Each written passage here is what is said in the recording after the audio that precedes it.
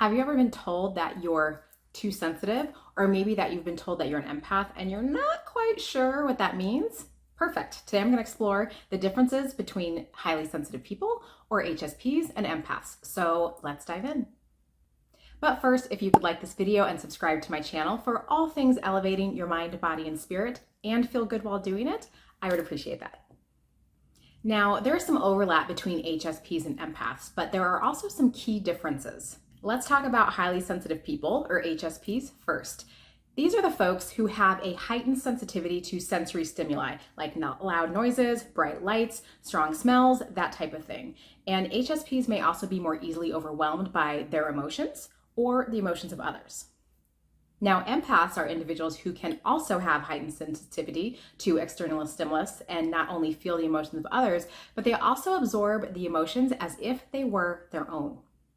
Empaths may take the sensitivity to the next level by absorbing those emotions as if they were their own. They can actually feel physical sensations in their body in response to the emotions of others, which can be fine and okay, or it can be incredibly depleting.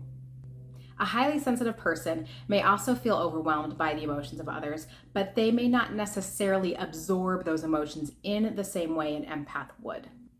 In this example, let's say that someone around an empath has a stomach ache, and the empath may not only feel sympathy for that person, but they may also feel a physical sensation of pain in their own stomach in response to the other person's pain.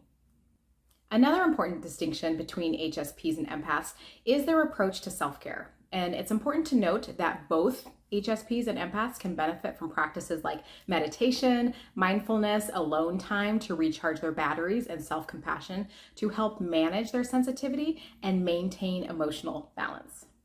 Both types of individuals may also benefit from spending time in nature or engaging activities that help them feel more grounded and connected to the present moment. Because if you're not taking care of yourself and have regular practices to recharge you, life can feel incredibly draining. And speaking of draining, if you haven't yet watched my video 4 practices to stop feeling drained, it's especially for empaths, so you might want to check that out. However, while both types need to practice self-care to avoid becoming burnt out and overwhelmed, HSPs may be more likely to set boundaries and prioritize their own needs, while empaths, on the other hand, may be more likely to put others' needs before their own. Regarding relationships, certain situations, and events, empaths and HSPs may perceive them differently. Empaths may have more of an intuitive read on the people involved in the situation, while HSPs may be more analytical and logical in their understanding of it.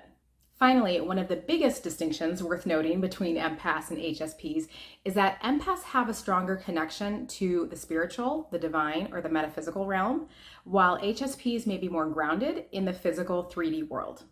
If at this point you think you might be an empath and are looking to uplevel your self-care game, understand how to protect your energy more, and use your sensitivities as a superpower, check out my Empowered Empath online course.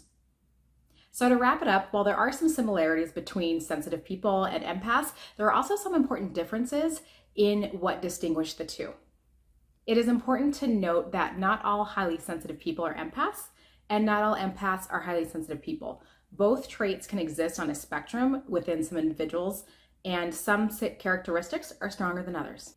But by understanding these differences and learning to manage sensitivity through self-care practices, both HSPs and empaths can thrive in a world that often feels overwhelming and tough because they're so sensitive. So don't forget to subscribe to my channel and like this video if you're interested in elevating your mind, body, and spirit, and feel good while doing it. Thank you so much for being here. Have a beautiful week, and I'll see you in the next video.